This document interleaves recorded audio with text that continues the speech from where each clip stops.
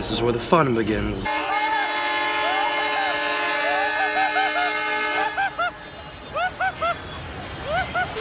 If 2023's entire releases stopped right now, this year could still be considered as one of the best we've ever seen.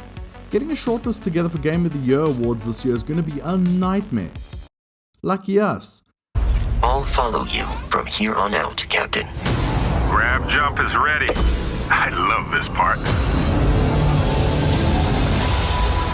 Okay, it's time to get to the good stuff. Let's take a look at what great games are still on the way, and the titles I'm about to discuss aren't in any particular order. What are you waiting for? Do it!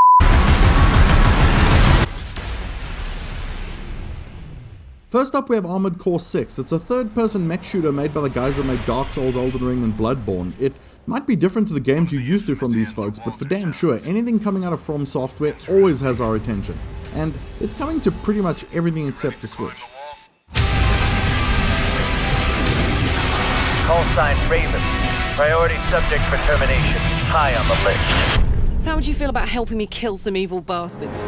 Baldur's Gate 3 is the third entry in the revered and famous Baldur's Gate series based on Dungeons & Dragons. Baldur's Gate 3 is already out on PC and it's now the highest rated PC game of all time. Now it's coming to consoles. Watching you try. In mere moments, all that you have dreaded will come to pass. Time to wake up to a new reality. Like many of its characters, Mortal Kombat refuses to die, and this time around we're getting the reboot treatment, along with new graphics, new gore, and a few new tricks up its sleeve. It's looking really good, and it's crazy that we're already in a year where a great new Street Fighter has come out, and there's a new Tekken on the way. Geppetto's puppet. We need your help. Lies of P. It's got a hell of a strange name, but who knew we needed a crossover between Bloodborne and Pinocchio? I can talk. But do the gods love their creations? I tried the demo a while back and it felt really good, so I definitely want to dive in and take a deeper look. Better yet, it's coming to Game Pass on day one.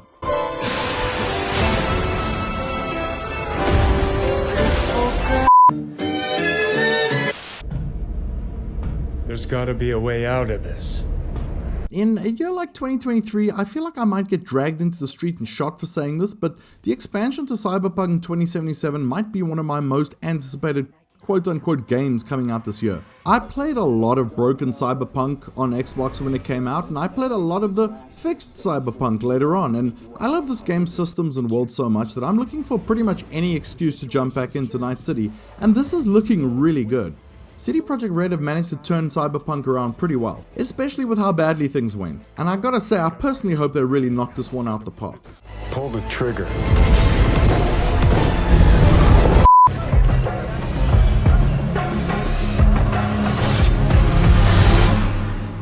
Welcome, Hidden One.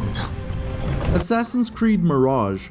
People got tired of traditional Assassin's Creed games so much that Ubisoft got everyone very excited when they pivoted the franchise to a more action RPG-like genre. Well, they've managed to get everyone tired of that too now, so much so that everyone is excited to go back to the traditional AC games again. It's a bold strategy, Cotton. Let's see if it pays off for them. If you like Dark Souls and you're missing Dark Souls and you want more Dark Souls, well, Lords of the Fallen is, well, it's a Dark Souls game. Except that it's not Dark Souls.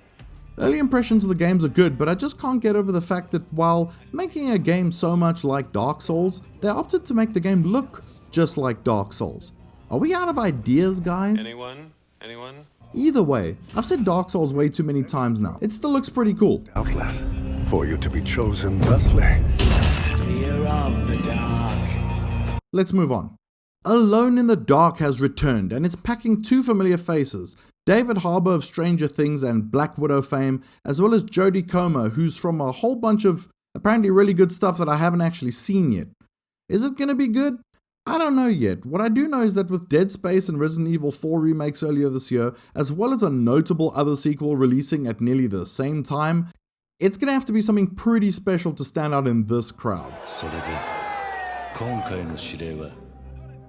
The Yakuza / Like a Dragon series is loved by many thanks to its quirky, well, everything. While my time with these games has been limited, they're hugely popular and a lot of people are really happy to have a new title on the way. Also, like, what a cool name for a game. We need to roll under the radar to get this done. Another year, another COD, and when there wasn't supposed to be one this time. Expanded content for Modern Warfare 2 has been transformed into a full-blown release. Call of Duty's games are always a big deal, and this one should prove to be no different, even if it is just some sort of overjuiced expansion pack. Okay, it's time to get around to some of the best and most significant games that I've saved for last. This story is a monster. And monsters wear many faces. First up, Alan Wake 2. I am so damn excited for Alan Wake 2. Alan Wake was not just one of the best games on the Xbox 360, but I'd argue that it was one of the best games of the entire generation. Remedy are masters of their craft, and they're finally returning to give us the sequel that many of us were begging for. They've added a whole new main character that you play as, along with Alan Wake himself, and it sounds like they've got some really interesting ideas about how you'll choose to have the campaign progress with them. Early impressions are incredibly positive, and while everyone's talking about the next titles I'm about to bring up, mostly because they're more involved in console wars drama, Remedy might just step out of the shadows to blindside everyone with a truly magnificent game.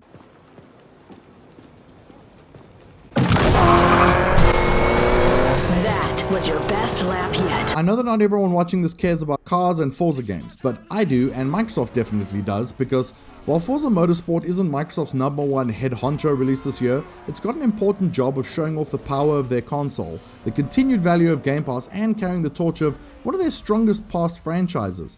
It's looking really good, and as a car nut and racing fan, I'm just super excited to leave the horizon behind me and hit the tracks again.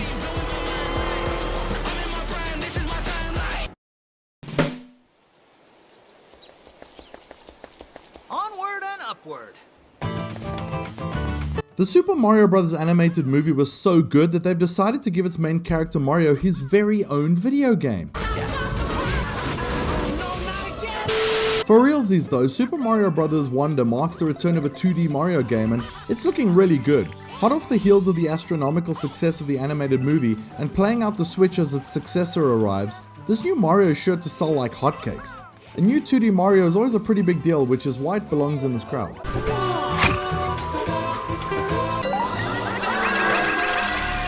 Mine. You sure? He's got big teeth.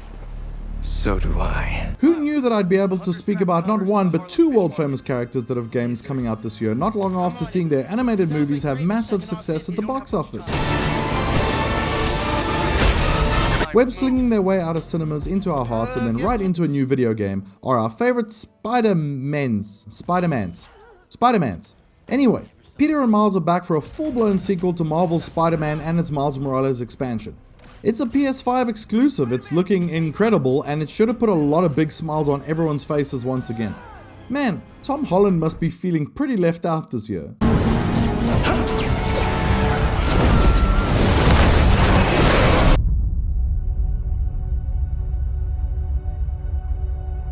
Humanity has always hunted for knowledge in the unknown. Right, last up, we have a game that is not only years in the making, but one that has become much more than just a game release. That's right, we're talking about Starfield. The ginormous, ambitious new space adventure RPG, Xbox console exclusive from the people that brought you Morrowind, Oblivion, Fallout 3, Skyrim, Fallout 4, Skyrim, and Skyrim. You're part of Constellation now. This game is a very big make or break moment for Xbox, who already took a very big L when Redfall flopped as hard as Dracula's last attempt at a beach vacation.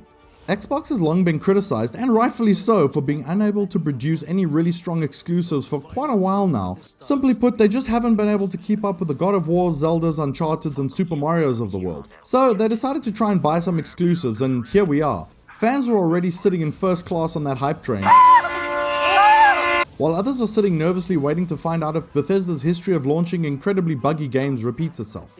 It's also only getting a 30 FPS mode on consoles, and it remains to be seen if the trade-off is worth what they're aiming for, and whether or not they're able to deliver an enjoyable experience without those 30 extra sweet smooth frames that so many have become accustomed to and grown to expect from this generation.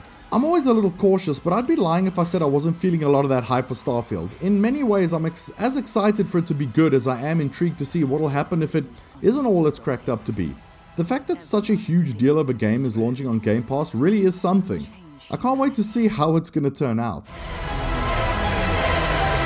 2023 really is a whole different beast. It's a year that's providing a list of games so good that any fair Game of the Year list would need to have a minimum of 10 nominees. Is 2023 going to beat out other great years to take the top spot? If you enjoyed this video, let us know by hitting the like button, and if you want to catch all of our coverage of these upcoming games and more, subscribe to the channel. Thanks for watching, we hope you enjoyed the video, and we'll see you soon.